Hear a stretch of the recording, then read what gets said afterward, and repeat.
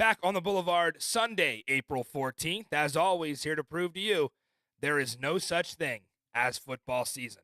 We are presented by the Believe Network tonight.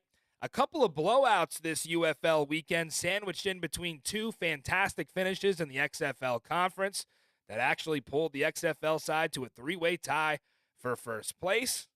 And we're here to bring you all the action that was Zook. Why not? Let's jump right in to week 3 in the UFL. We started off with an XFL title rematch in Arlington. Renegades trying to avoid that 0-3 start after last year's championship win. Jordan Tamu wasn't going to make that easy, escaping the pocket on third down, finding Kelvin Harmon along the near sideline to prolong that drive. It put Matt McCrane in field goal range, 54 yards out. That was the kind of day McCrane would have. He had a couple more of those later on in the highlight. Puts DC up 3-0. 3rd and 9 now for Arlington. They actually hit 82% of these in the first half. Tyler Vaughn's becoming the wide receiver 1 for Luis Perez all day. USC product. Puts the Renegades on the board 6-3. Vaughn's lateral. Davion Smith on the next possession picks up a 3rd and 14. Not something you see every day here, folks. It was just a check down to Vaughn's, who laterals it to the running back Smith, and they turn a 2-yard gain into an 18-yard gain. Just poor tackling from the DC defense in this first half. Another 3rd down for the Renegades, and you know what that meant. Javante Payton wide open in the end zone, extending that Arlington lead to 9. And Lindsey Scott Jr. becoming a popular option in that 2-point conversion package. This time going to do it with the legs, extending for the pylon. Gets the 2. All of a sudden, it's an 11-point game in the first half. Things were not looking up for DC. Right before half came the JT show. He scrambles inside the 20. Now on 2nd and 2. Chris Rowland, duck and cover. Rowland gets his first UFL career touchdown, becoming a nice little option in the slot. Made it 14-9, and then into the second half, McCrane from 58. A bomb makes it a 2-point game. DC back in it. Perez, 2nd and 18. Vaughn's wide open yet again on the far sideline. Vaughn's 9 catches for over 100 yards and a touchdown on the day. Arlington settles for a field goal. Tamu doing it with his legs, sliding, getting into plus territory. Now here on 2nd and 10. Clean pocket. Brandon Smith, corner of the end zone, touchdown. Smith pulling DC in front by 1. All of a sudden, Renegade fans thinking, what is going on here? We're 13 of 17 on 3rd down for the day, and we're somehow down 1. Well, they were going to keep picking those up. Sal Canella fighting for extra yardage here, getting him in the red zone. And again, Lindsey Scott Jr. on 3rd and 2 with the legs and the layup. Arlington out in front, 23-18. They put Perez back in for the 2-point conversion. He finds the open man in the end zone to extend the lead to 7. 12 minutes to go in the 4th. Arlington, chance to ice it here. Letty Brown drops it with just 2.5 minutes left. Russolino going to come out and put him up by 10. Game over, right? Not a chance. Not when you got Jordan Tamu, the XFL Offensive Player of the Year, as your quarterback. And a guy like Chris Rowland, the former Philadelphia Star, fields the kickoff. Got to get him in good field position. Across the 50, turning on the burners, making men miss. All the way inside the 40. Chris Rowland sets up DC on the short porch. Still just 2 minutes to go. No timeouts for Tamu. Again, QB draw right up the middle. Gets 7 on 1st down. 3rd and 1 here. Cam Harris, RPO executed nicely. Gets him down to the 1. Clock is ticking. No timeouts. On the goal line. Gonna hand to Harris again, who plows in from a yard out. All of a sudden, we got a ball game. They decide to go for 2. They want to win it with a field goal, not tie it. And Jordan does it himself. Took over this game in the second half. DC trails by 2. Now we get the 4th and 12. Who we gonna go to? Is it gonna be Chris Rowland? No, it's Ty Scott coming up big yet again for this offense. Doesn't start, but he always seems to show up when the lights shine the brightest. 38 seconds to go. Should have been picked off, but no, Kelvin Harmon inside the 30. DC going to run it all the way down. Barlow says we're going to win it or lose it here. Look at this. Deron Lowe goes for the pick. Kelvin Harmon, right place, right time. Way to not give up on the play.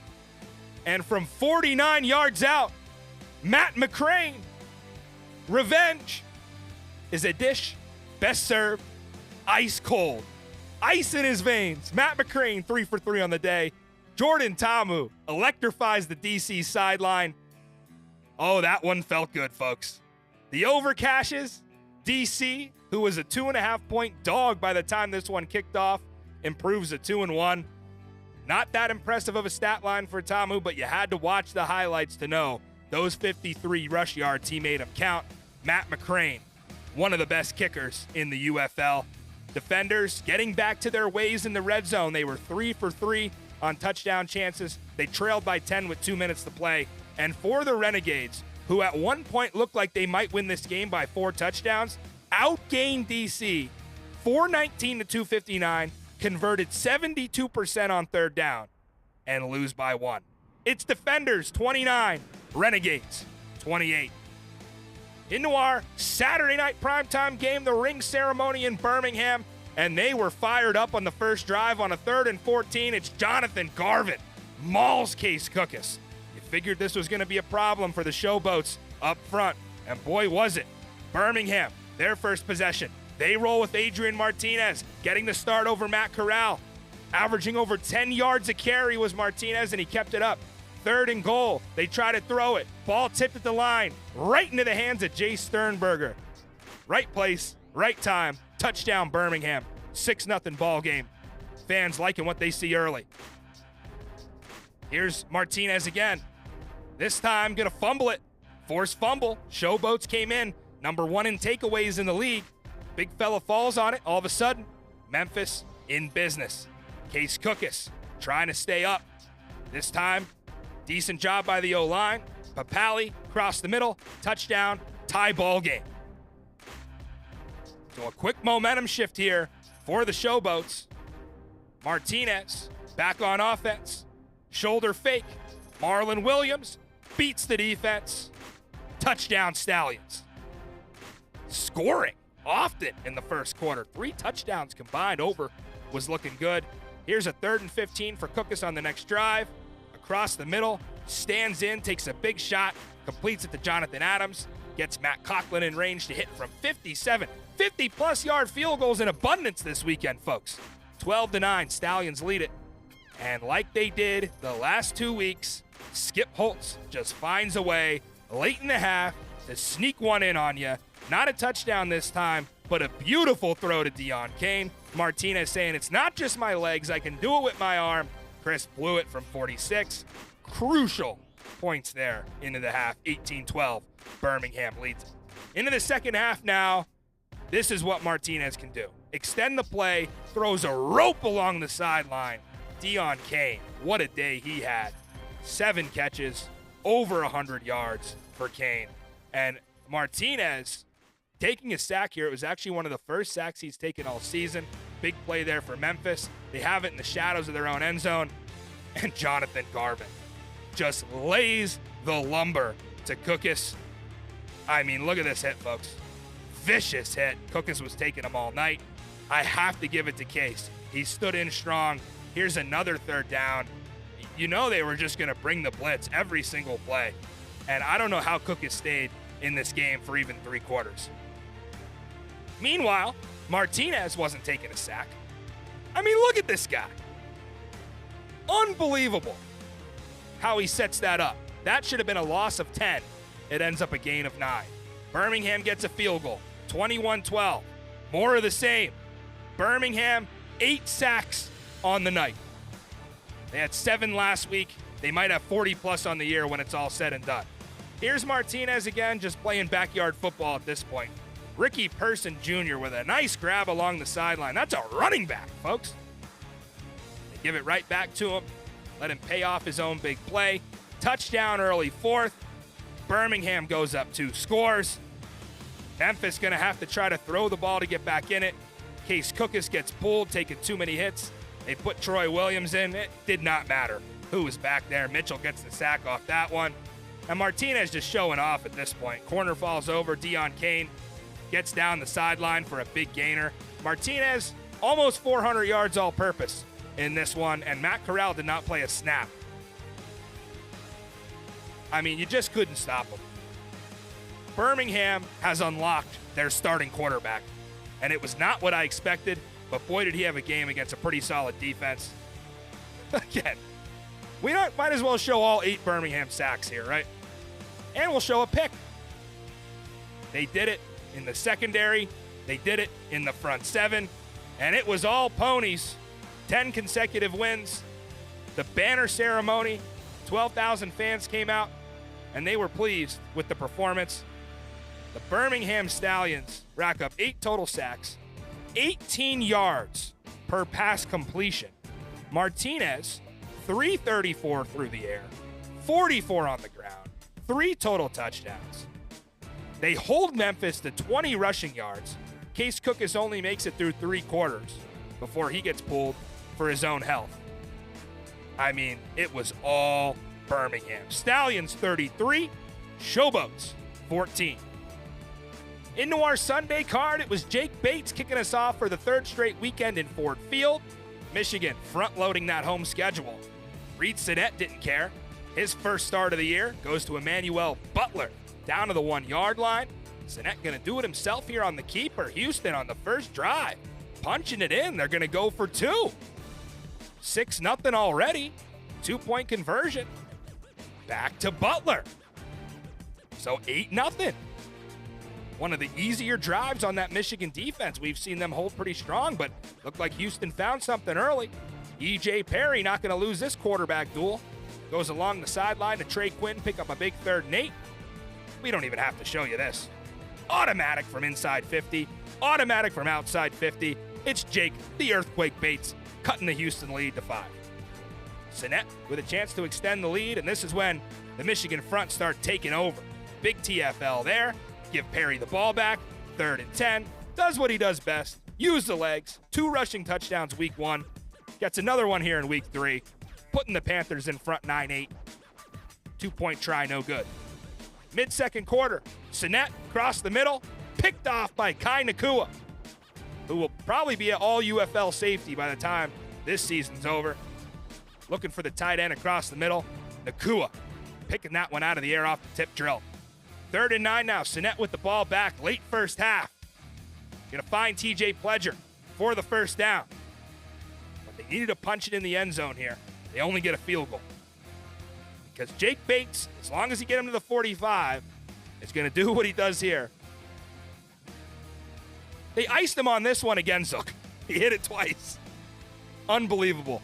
Jake Bates. How are you going to stop NFL teams from contacting him? We'll see about that, Mike Nolan. Into the second half, Perry, Marcus Sims, 1 man misses, 2 men miss, 3 men miss, 4 and 5 men miss, and Sims, game, set, match. Touchdown, does it again, explosive plays. Michigan relies on him. I don't know how they continue to make this work, but when you got receivers like Sims, I mean, look, Perry made 2 guys miss. Almost the entire Houston defense had a shot at the ball here. And Marcus Sims, who had a back injury this week, looked like he was running pretty well. Lost the towel there on the way to the end zone. Puts Michigan up 18-11. Perry on the 2-point conversion. Just in sync with his receivers here. Finds Mariner. 2-point conversion was good. Michigan goes up 9. But here we go on the kick return. Isaiah Henney did it for the Maulers last year. Now with the Roughnecks down the sideline. Is Jake Bates going to have to make a tackle? No, his kick coverage unit saves him there. Houston gets a couple of penalties, gets backed into a 3rd and 16. They only get half of it here with Pledger. And they got to settle for a field goal to cut it to 6 from J.J. Molson. So a huge stop there from that Michigan defense from what looked like promising field position. Perry gets it back. He was excellent. Finds Mariner in the plus territory. E.J. Perry hit a second gear in this game that I did not know he had in him. Look at this. 2nd and 13, right up the middle. It's just a few-step drop and a QB draw. They do it well. Better than anybody in the league so far. Look at this. Just wash, rinse, repeat for E.J. Perry. Going to put Michigan up by 2 scores on a third down scramble. His dad was loving that. So real last-ditch effort here for Houston and Reed Sinnett, and that was not going to go well at the play action. Breeland speaks. Wallops him, and for the third straight week, Houston gets a punt block. Just a mess on special teams. This one recovered by Michigan. Kedrick Whitehead Jr. on the block.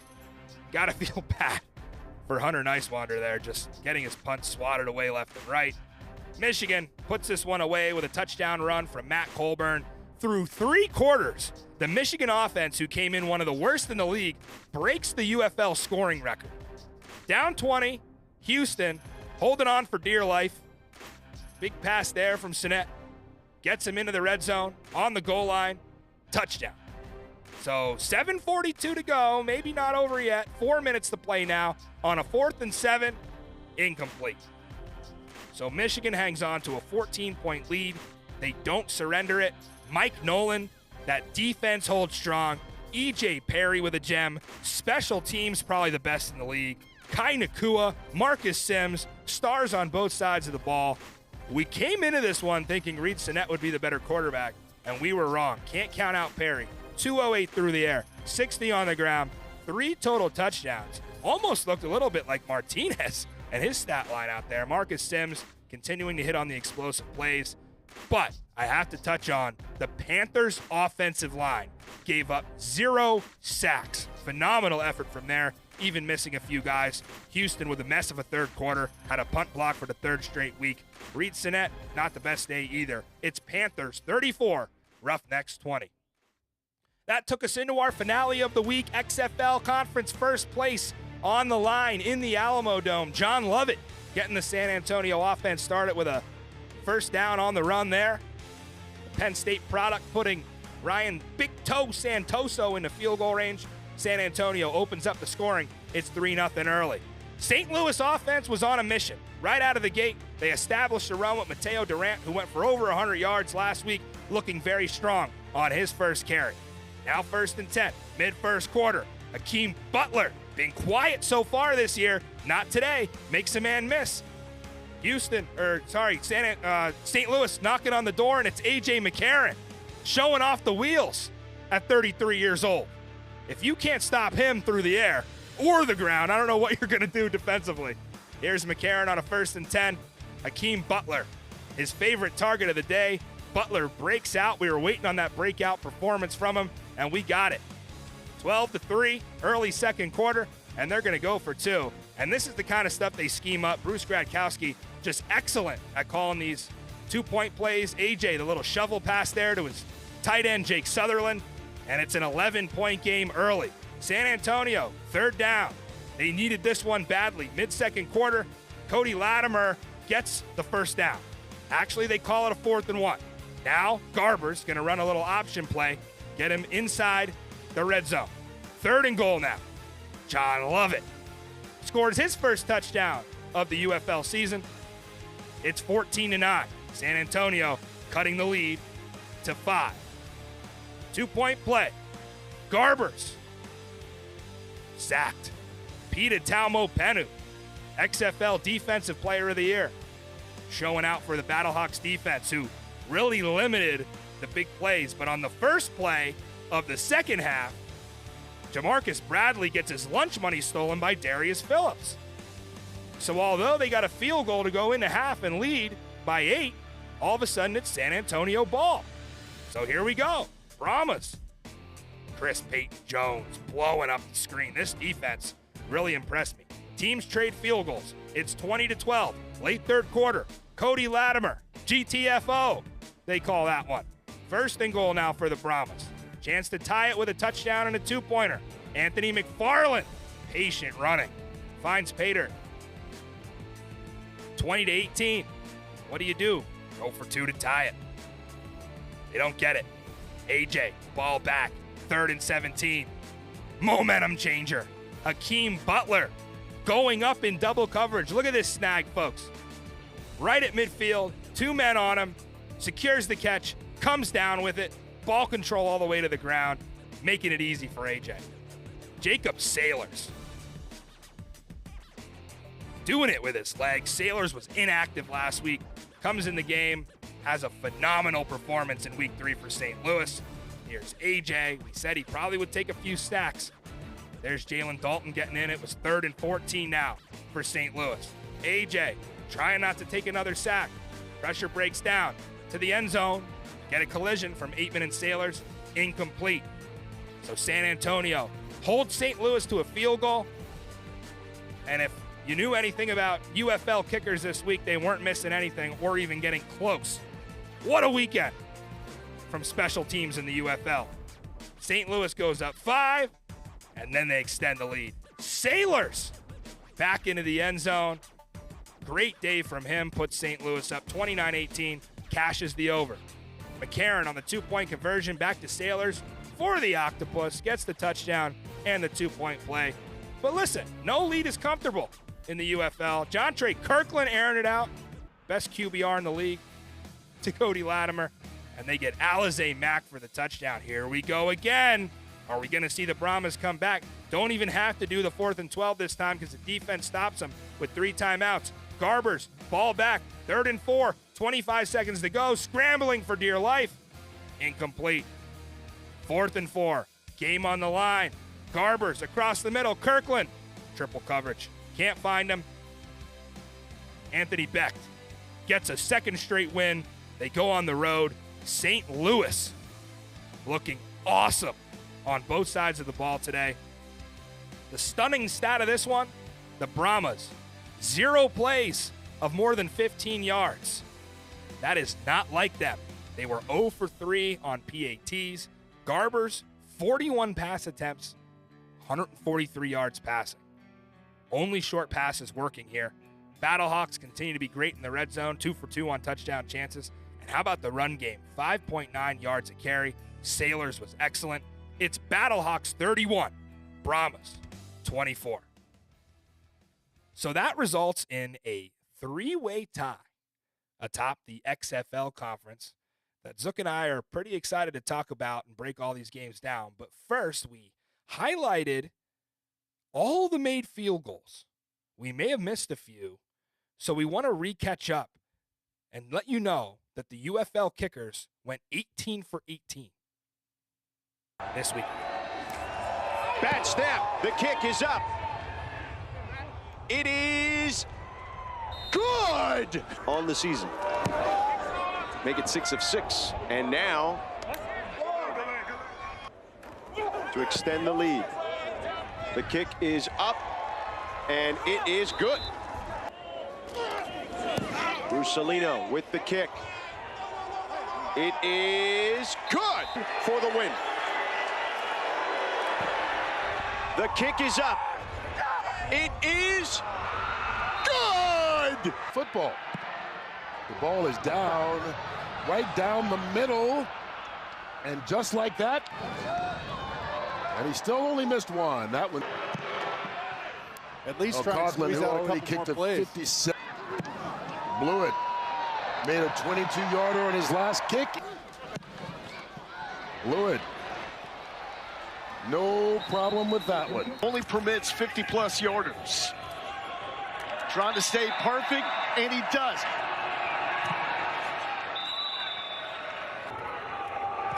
For real this time.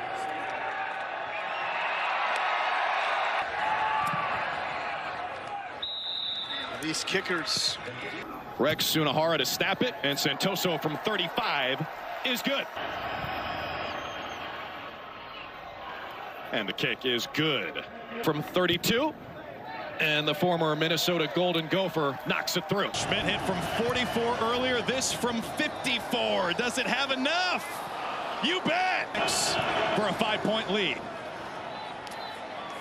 Schmidt, don't.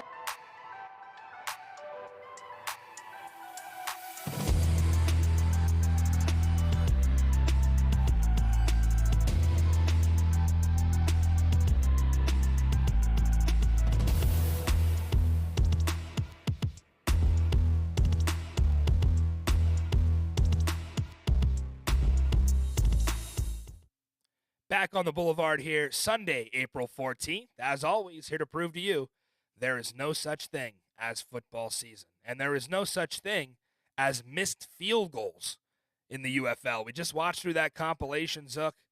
We came a long way from Vegas and D.C. in week 2 of the XFL season when kickers were slipping on the field. Now, you have to give them credit. It was a terrible night there in Vegas, but we've come a long way on special teams. How many 50-yarders were there this week? There had to be at least 5 or 6 in there that I counted, and we showed all of them, and none that were really even making you hold your breath. They were all down the middle. I think all these kickers are going to have to get replaced next year because they're all going to the NFL. Well, but definitely. There's only so many jobs. McCrane and Bates are going for sure, right? Yeah, and even Schmidt today. Schmidt don't stink. I like that call from Drew Carter at the end of that one. But, yeah, I don't know what's going on. These kickers have found the magic. They're hitting great balls. We got a lot of indoor stadiums in the league, so that helps. But even the outdoor kickers playing really well. What a weekend for the specialists. And what a weekend in the UFL. We said a couple of dominant performances from Birmingham and Michigan. D.C. coming back from down 10 with under 2 minutes to play. And the Battlehawks looking good in all 3 phases, outlasting San Antonio and handing Wade Phillips and the Brahmas their first loss. Let's get to our Boulevard best bets here, Zook. Only a 3-pack of plays from week 3. I split mine 0-1 on yours, but you managed to stay 500 for the year. I stay a game up thanks to that push. Dipping below 60% chaps my ass. Yeah, especially because I think if you watch the Thursday show back, I think we hit 3 or 4 of these handicaps as far as what we expected out of these games. The part is we were most confident in the game that we got wrong, right? So that was the game that we thought Houston had an edge. We thought the under was probably going to come through. And I had under 38.5. There ends up being 54 total points in that game. So I wasn't even close. And I knew when there was points from both teams on the first drive, I might as well pack it in. Now, it was 12-11.5. I thought I maybe had a little bit of life until you saw in the highlight, Michigan opened up the second half with a play to Marcus Sims where he made the entire defense miss, at which point I realized Houston's defense did not come to play the way they did in the first 2 weeks, and I wasn't cashing this under. And Michigan's did, and that's what killed me. Yeah. Oh, man. What a mess. Yeah, I didn't think Houston was going to lose this game by 2 scores. I thought it was going to be a close one as well. Yeah, Credit to Michigan. I'm actually a little embarrassed. You look at my straight picks with no money on the line, and then you look at my best bet. Oh, boy. Tough week 3, huh? How wrong can I be? All of it. Yeah, I got Birmingham right. Let's go. Can't take it back now, but I do wish I had the over in the DC game, which we talked about, and we kind of leaned that way instead. But no, I'll ride. I got the 1-1. The Battlehawks game went pretty much how I expected. So 4-3-1 for me overall on the season. 2-2 for Zook, and we've had I think 9 plays through the first 2 weeks, and now we had 12 total between the two of us. So more action in week 4 with all crossover games. They're all crossovers. Yeah, so take a guess where we're going next week. We get through best bets this week. I would say still unscathed. I think we're all right from our week 1, and we got to bounce back. Yeah, sorry, folks. I don't have much to say. I'm eating crow this week. A lot of it. Yeah, it's pretty clear who the worst team in the UFL is, and I don't think we'll be putting much money on them as the season continues to go on. Yeah, I mean, we're going to need like plus 22.5 for me to bet on them. Yeah, this is kind of what happened with Orlando last year, where how much of an underdog is Houston going to be now playing Arlington? So somebody's got to win. Arlington's going to be favored in that game. I don't know by how much, but man. I'm going to go with it's going to be at least 9. You think 9? Can you imagine being a 9-point dog doing 0-3 Well, team? you're putting them with Orlando, Yeah. and that's what was happening. And Orlando was covering the 9. Right. So it makes it interesting to see what side you take of that. Right. Game is in Houston. I think it's going to be more like a 4.5 and a 5, which might give us some value on Arlington, actually. I don't think it's going to quite be near double digits yet, but we'll have to monitor that. As the lines come out, they usually come out Tuesday afternoon on DraftKings. All right, Zook, let's get into these games. Nope. Don't do it. Oh, TPG. No respect. I need to just paste the sticky note to this microphone that has DFS in big letters. And I might throw TPG on there as well because I was so eager to talk about this man, Jordan Ta'amu, that I forgot TPG gave him out as a starting quarterback in DFS. He racks up 22.8, great showing. And then the sit-em, Mateo Durant, did not duplicate his production from week 2. That was a great handicap there from TPG. So 3 for 3 on the sit-ems, did well on the startums. Take it away on the sleepers. Okay. You know what? No, not after the week I had. Wow. I'm gonna let you slide. This one was tough because we do have a Thursday show. That's not on him. And let me remind our viewers that Anthony Ratliff-Williams practiced on Tuesday, practiced on Wednesday, and right before we get to the show on Thursday, and everything's already in, AR Dub looking like a great sleeper play, finger injury. Reed Sinnett throwing lasers in practice. So we get the DNP. I can't blame him for that. He did update us on his Twitter that Anthony Ratliff-Williams was not going to play. That's better than did start and got 0. I'll say sure, that much. And especially with an early play like that, you're not really putting that lineup till last minute, right? Right. So you know that stuff. So we don't really give him the timeline to do that. I'm going to give you a pass tonight. I'll let you go. It's becoming a running bit on this show that I forget to do DFS. And that's because my DFS lineups have been horrible. Couple of last place finishes this week. Ooh. I really need to sit down with TPG and get back in the lab and figure this out because I am not doing well in DFS. I might just stick to best bets from now on. But that was our start, sit, and sleeper from TPG. You can catch those every Thursday night going forward. Now let's talk about Jordan Ta'amu. Wow. He was the best player on the field in this one. He took over the game. He did it in the first half with his legs. Threw a couple of touchdown passes. The receivers starting to emerge here for DC. A lot of positives. You get a W. You move to 2-1. Matt McCrane is one of the best kickers in the UFL. That's about all the positives I can think of in this one because I'm not going to lie. In the first quarter of this game, after Arlington hit on their first 8 third downs, I'm thinking, are we going to lose this one by 20? Because there wasn't a lot of tackling going on. There was no third down defense. Tyler Vaughns was wide open on every single play. Luis Perez was comfortable. And if you showed someone that wasn't a UFL fan the first half of this game and asked them to guess the score in the second half, even though it was only a 5-point lead, I think, from Arlington at halftime, they would have said if the defense on the red side keeps playing like that in the second half, they'll get blown out. Well, the defense stepped up when they had to, and a lot of people are going to laugh at that because Letty Brown was wide open there in the flat on a 3rd and 4. It really wasn't anything the DC defense did. It might have been the wind. So thank you to the North Texas Winds for blowing that one out of Letty Brown's hands. But no, this was Jordan Ta'amu's day. He was, like I said, the best player on the field, and ultimately Fred Keiss. Great game from the OC. And I don't know if you knew this, Zook, they're talking about on the broadcast. Coach Keiss, the OC, loses vision in his eye on Monday. Tuesday goes to the doctor. They said you have a clogged artery. You need surgery. Surgery Wednesday. Sits out Thursday. Back to practice for the walkthrough on Friday. Game on Saturday. Fred Keiss, our football guy of the year.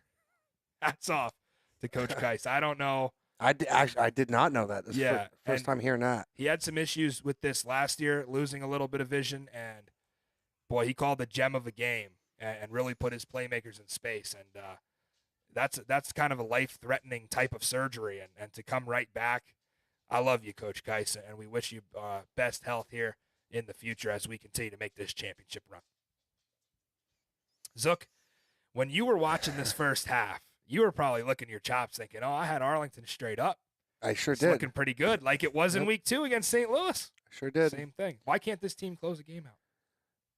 Well, they always say it comes down to a couple plays a game, right? So we talked about drop pass, couple coaching decisions along the way. Yeah. Defense, probably the worst in the league. Hard to believe. They came into the year thinking they would be pretty solid. But they held up. It's just that 4-minute offense that people are running on them. Right. I think TPG said Swiss cheese, right? Swiss cheese secondary, yeah. It's crazy. And yeah, that last play that set DC up for the game-winning field goal, Deron Lowe going for the pick. You're a 6-foot corner against a 6'6" receiver. I don't know how many times that's going to work out for you, but credit Kelvin Harmon for making a great catch along the sideline there. I was impressed with the DC receivers. You got Ty Scott, who just shows up in the biggest moments on 4th and 12 now. He had a touchdown week 1, touchdown week 2. Not a starter on this offense and just keeps coming up in the clutch. Running game still non-existent for DC. Haven't seen really anything out of the running backs. I mean, Cam Harris did have a touchdown from 1 yard out, but Jordan led the team in rushing by far with 53 yards on the ground. DC's just not a good team.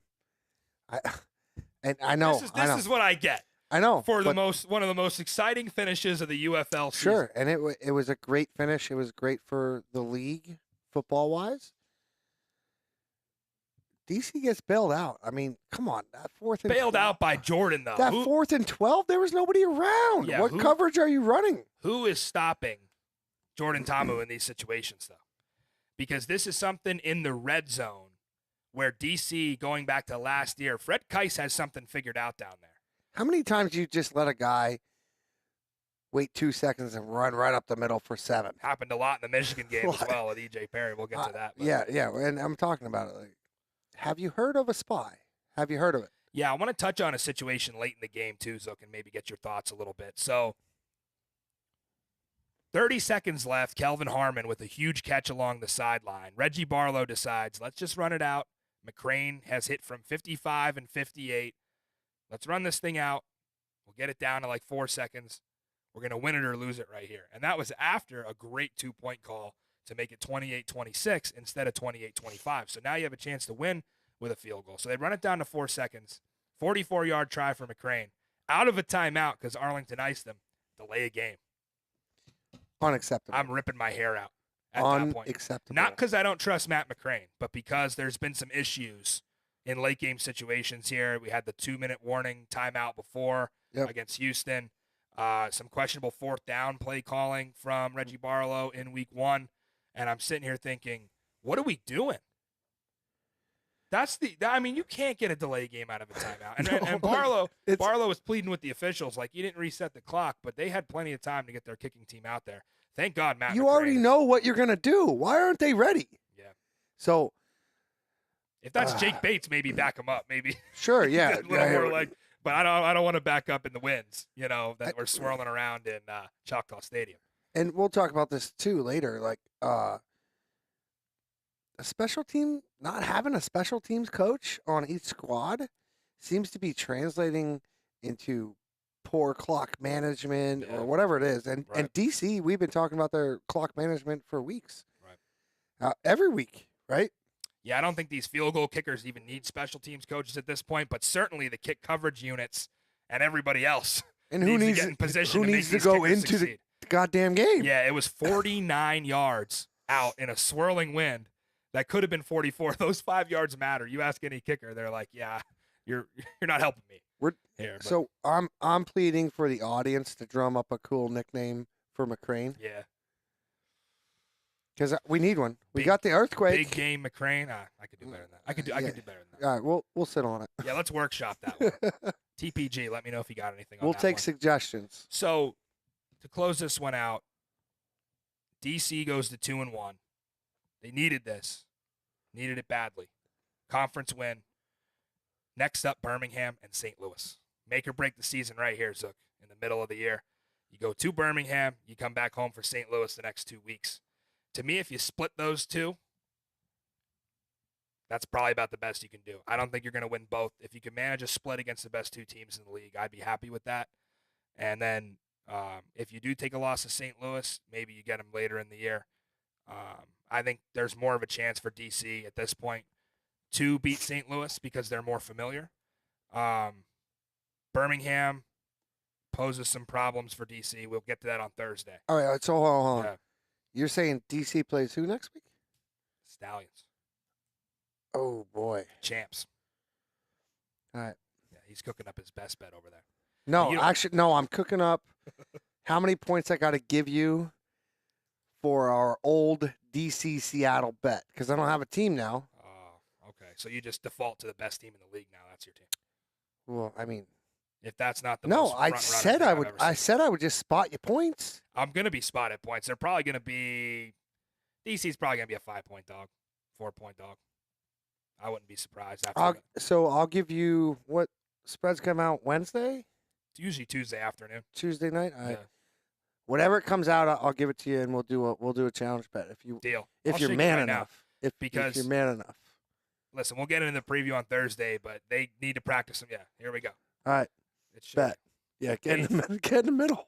They need to practice some tackling because they couldn't bring down anybody in the first half.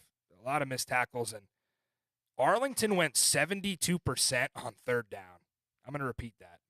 72% on third down and lost this game.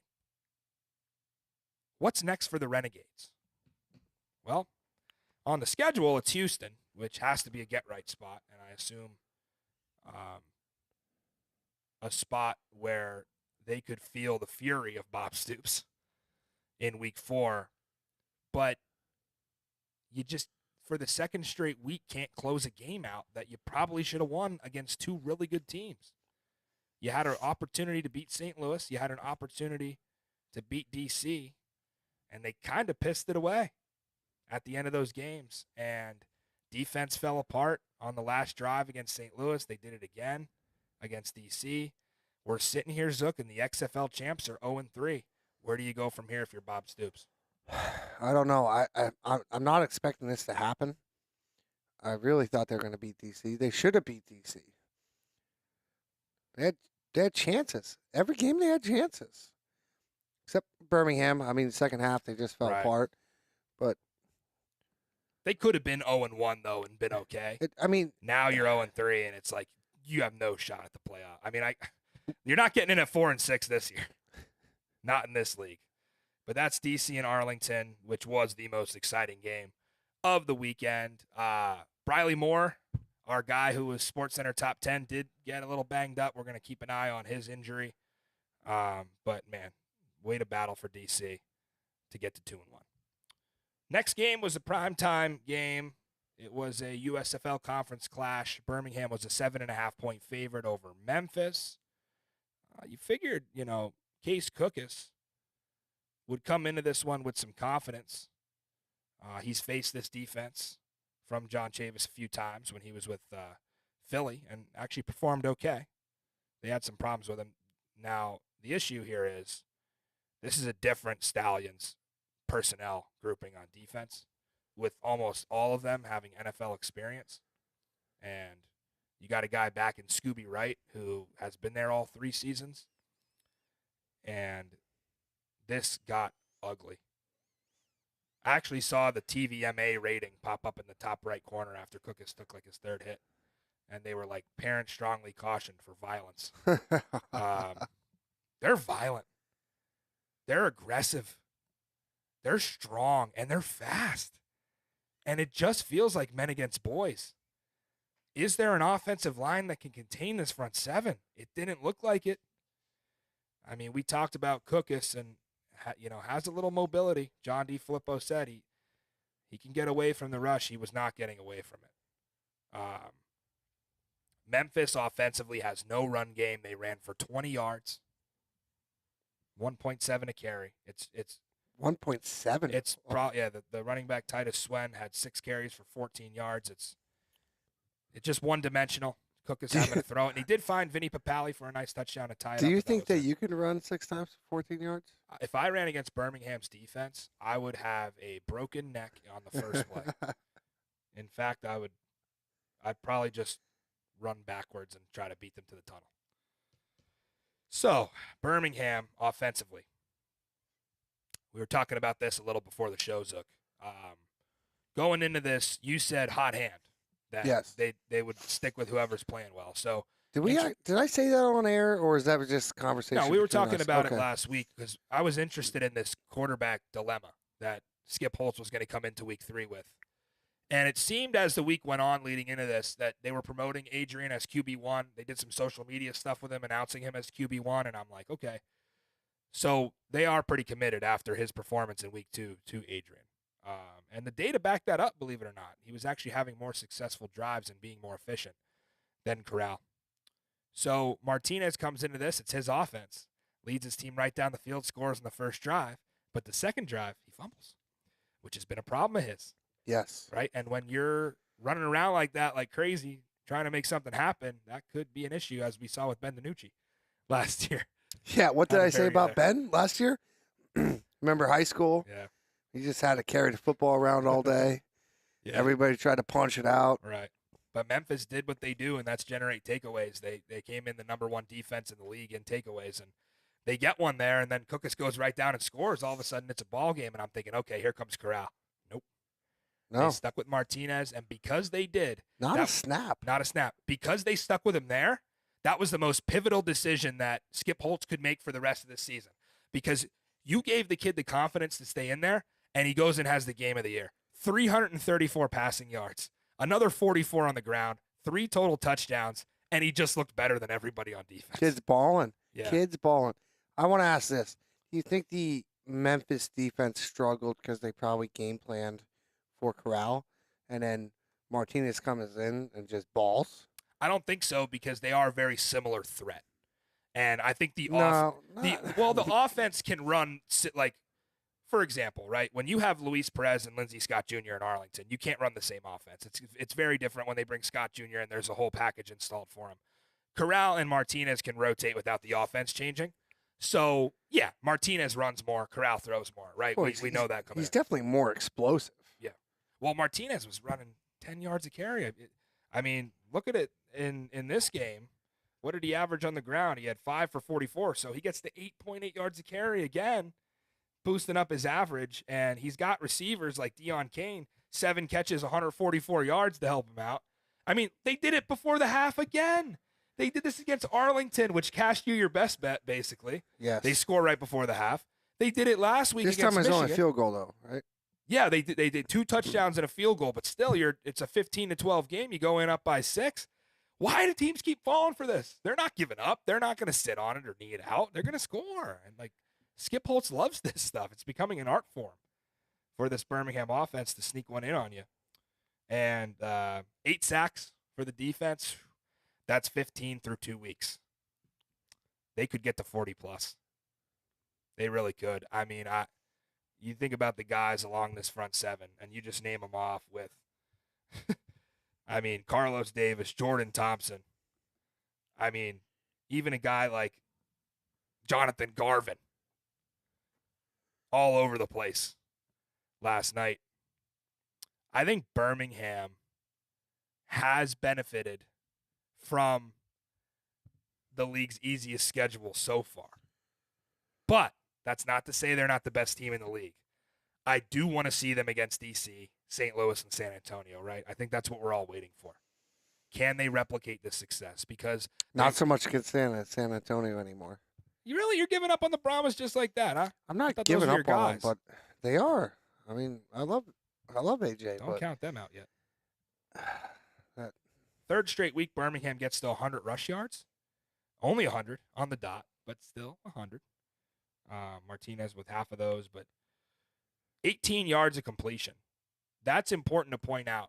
Sure. So Martinez throws it 28 times, which is a lot for him. By far the most of the season for this offense. He completes 18 yards per pass completion. For perspective, San Antonio didn't have one single play over 15 yards in the entire game. And Birmingham goes 18 a completion. Would you say 334 for him? 334 and 44 rushing, almost 400 all-purpose, and 144 for Deion Kane. Jay Sternberger, the tight end, 4 catches, 73 yards, and a touchdown. And the special teams has been very good. When Chris Blewett comes on, he does not blow it. We have Memphis, little foreshadowing here, at 7 again in the poll. We've had them at 7, even when they were 1-0. There's no offensive line. There's no run game. Case Cookus is out stranded on an island by himself. I don't know how he made it through 3/4 of this, because he took a beating against the Brahmas last week, came in already suffering from that game, Right. and then got his clock cleaned immediately on the first drive. I have to give it to Case Cookus, one of the toughest guys I've ever seen, and he is a big kid. Absolutely. 6'6", but man, I mean, we're talking 3 weeks in a row. What are we talking just about? battered.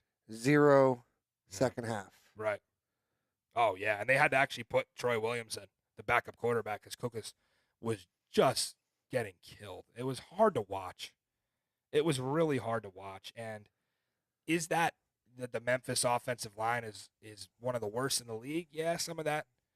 But is it just the Birmingham front seven is coming and you can't stop it? I lean more towards and that. I think I'm going to get killed for saying this, but I wasn't really sold on them, Birmingham, until now. They weren't this dominant up front against Arlington. And last 2 weeks, though, they could have put teams away early. Haven't. Same thing. Right. It's like they struggled, so I wasn't sold. I'm not saying that. I wasn't saying they were the best team in the league. I feel that way, but I'm like, what did we talk about? We talked about, are they that much better than everybody else? No, that was my. So, but like you're saying, let's see them against. Yeah, they got the 3-0. St. Louis. They were expected to get the 3-0. They're just gonna absolutely dominate TC. So let's see them against St. Louis. I'll tell you this: they were 7.5-point favorites here. They were 7-point favorite against Michigan. I think they were a couple point favorite against you got them at 3.5 against Arlington. They'll probably be 4. I'm gonna say against DC. And I just even Mark Gilbert. I think that's gonna be higher. Mark Gilbert, their number 1 corner, had a kid. Shouts to him, becoming a father. And he was out. So I'm thinking, okay, Case Cookus can carve up here. Nope, didn't matter. Secondary still, I mean, the front seven did their job. Secondary held strong. Cookus only 139 yards passing. And did the 8 sacks. I mean, no team's getting close to that. There were teams that didn't have a sack this week. So Birmingham bullies Memphis, who is not a good football team, not a playoff team. I think it's pretty clear. We'll get ready for the USFL championship game. It's Birmingham and Michigan.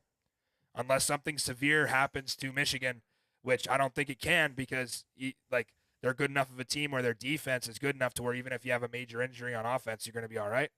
I mean, yeah. we can pretty much write Memphis out of the playoffs at and this they point. clearly have the best kicker in the league. Yeah. Yeah, so are we locking that in already? Week 4, Birmingham and Michigan, USFL championship. I'm ready. I think I'm ready prepared to say, yeah. Yeah. And if we're agreeing, so it's never going to happen, right? Memphis is just a mess right now, and I don't know how you fix this if you're John DeFilippo, but it's not off to a good start. And they have to go to St. Louis next week. Which is tough for me, too. In the Dome is your next. No chance for a bounce back here. It's tough for me, too, because I love them. I wanted to see him have success. But, I mean. Yeah, I'm a DeFilippo guy as well. I think he's on the right track. I think if he stays here, they can develop some talent, but it's not the year this year. Right into Sunday. Wow.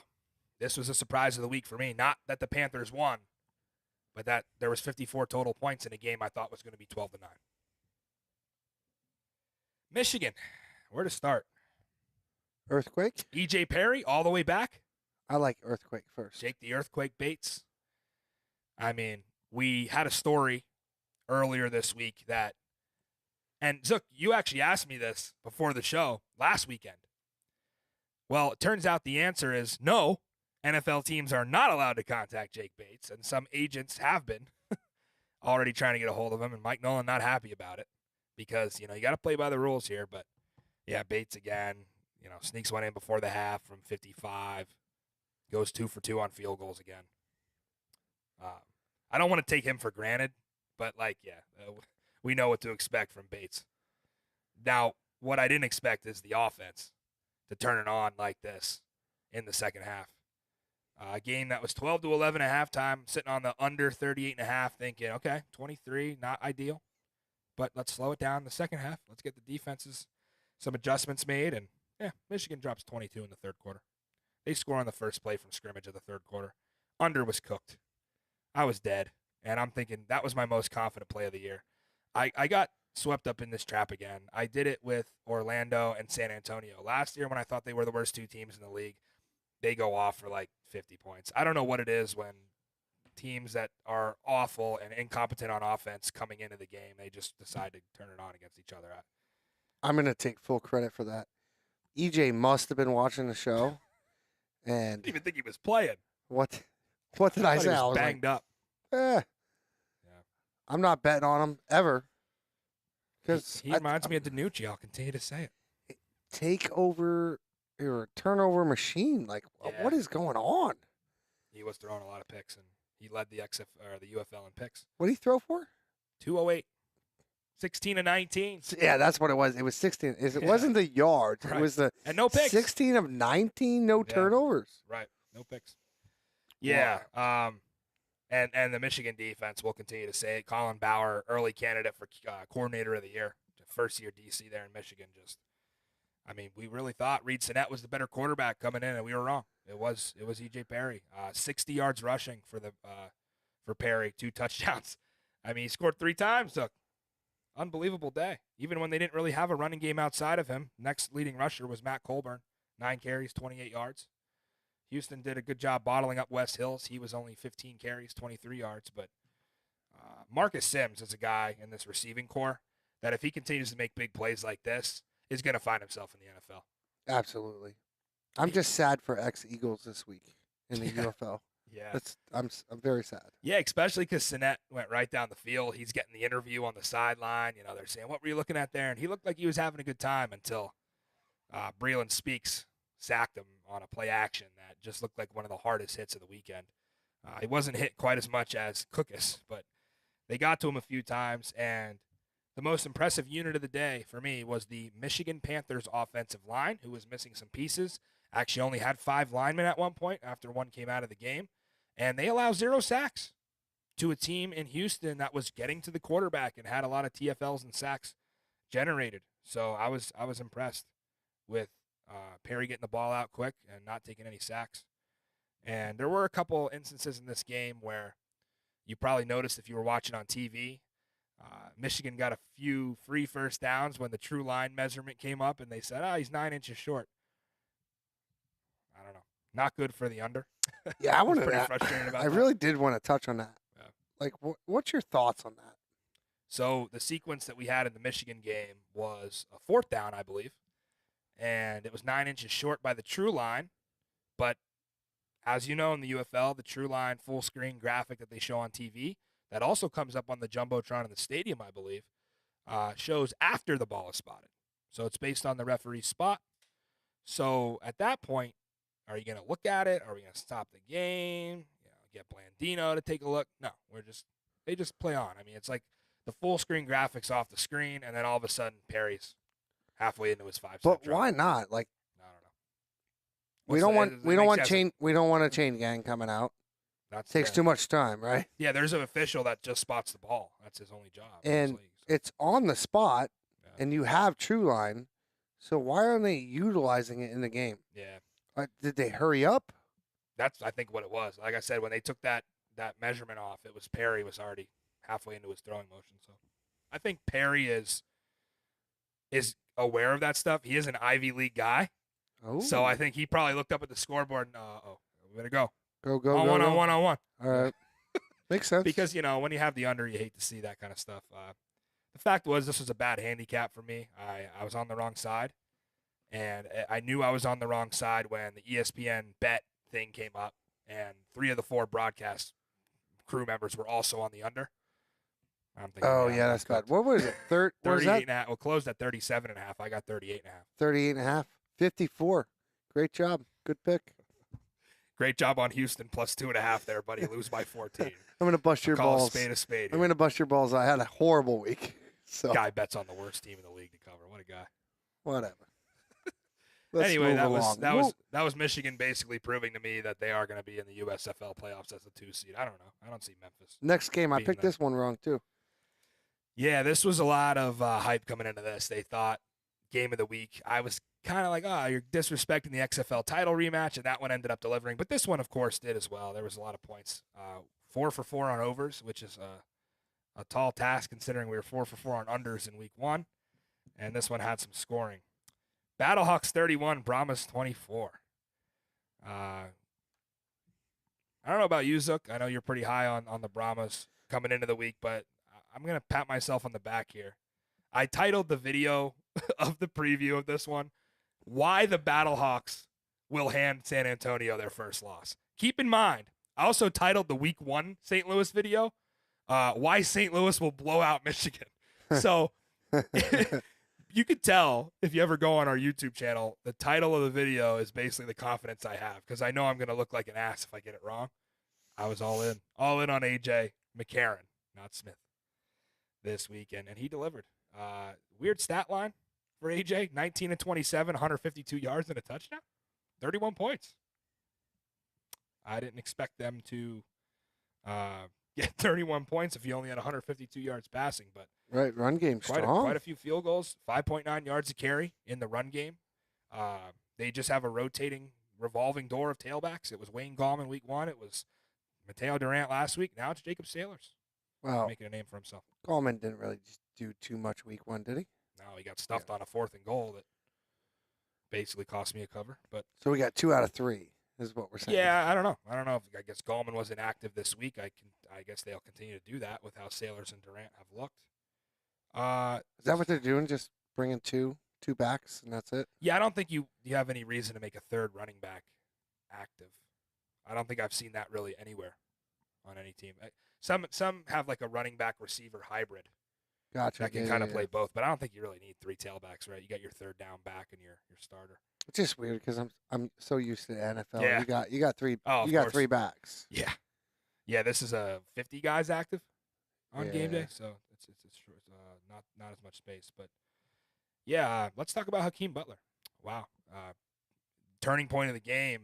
St. Louis up 20-18, I believe, on a 3rd and 17. So Brahmas only down 2.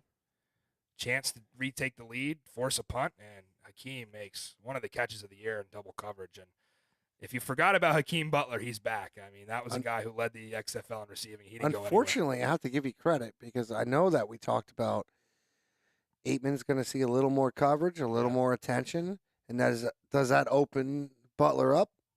Yep, sure did. Yeah, this is going to be a different candidate every week. Think about when Peasy comes back. Yeah, like people forgetting about that. He's on Twitter today saying, "Good team win." Boy, he's invested. He was signing autographs in St. Louis. AJ's gonna feast when he comes back. Yeah. Well, we got 2 more weeks. I think he said week 5 out for 6. So I thought he was coming back 5. Week 7. We'll see. We'll see if they rush him back. I don't think they have to.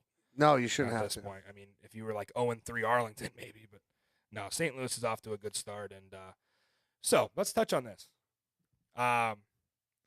We talked about Brandon Silvers being QB3 for St. Louis. Did that cause the St. Louis Battlehawks to have some intel that they otherwise wouldn't have had on A.J. Smith's offense because Silvers started all season for the Roughnecks in this very same A.J. Smith system last year? It was something that I was like, when I was handicapping this game, I was like, all right, well, you got to pay some attention to it. I think it did. No completions over 15 yards, no plays over 15 yards. Chase Garbers threw the damn ball 41 times and had 143 yards passing. That's shocking. 3.7 yards a play. How does that even happen?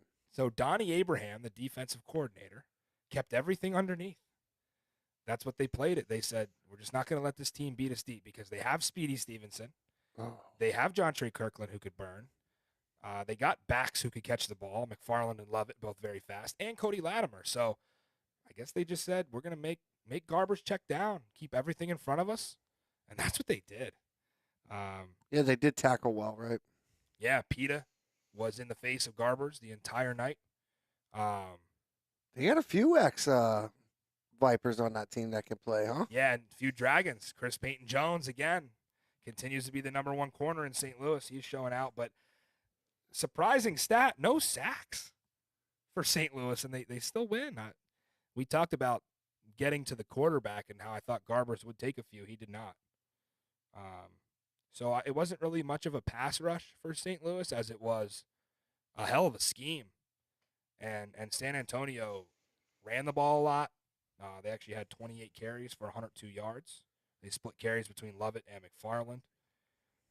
Stevenson was a non-factor.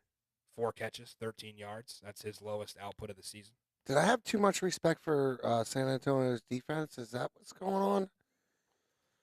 I don't know. I just felt they were really solid. Yeah. And they haven't proved to be. I mean, they're giving up 31 last week. Excuse me. Last week they're giving up 9 first downs for over penalties. Yeah. They got to get it right. It seemed like they there really was do. a lot of wide open receivers, and even when they did cover receivers, they didn't win the 50-50 balls. They had some guys in double coverage, and they are banged up, and they missed Delonte Scott.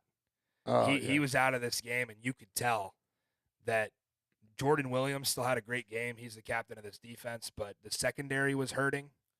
They'll get some key pieces back, and they signed Cam Dantzler, so that'll be interesting to see if he fills right in as a starting corner. But St. Louis has the most sound offense in the league. It's fun to watch. Sure. It's very calculated, and they know how to get guys in space, and they know how to take attention kind of away from AJ, where you don't really necessarily, you're not focusing on AJ as a defense anymore because there's so many playmakers on the field, right? And then he runs for an 11-yard touchdown.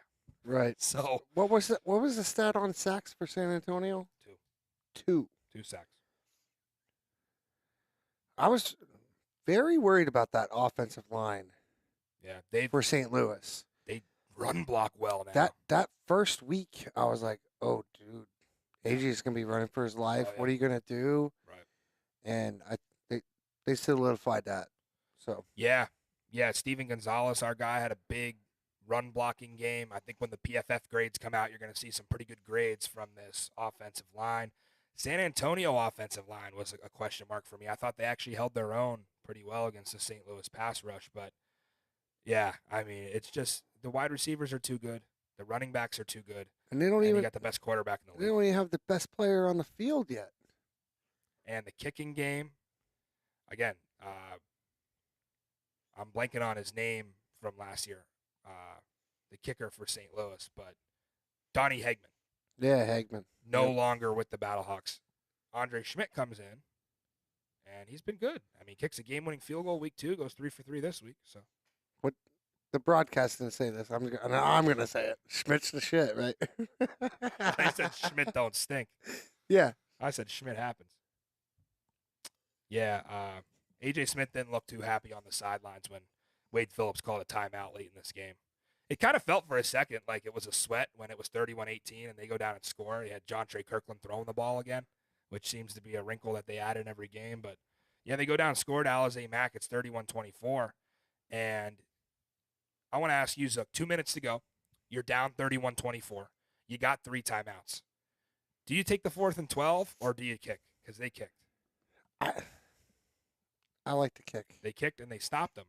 Now, things got testy on the sideline. Cole Kubelik, who I believe is one of the best sideline reporters in the UFL, I love the work he does, stuck the mic in Wade Phillips' grill and said, "Coach, why'd you go for it?"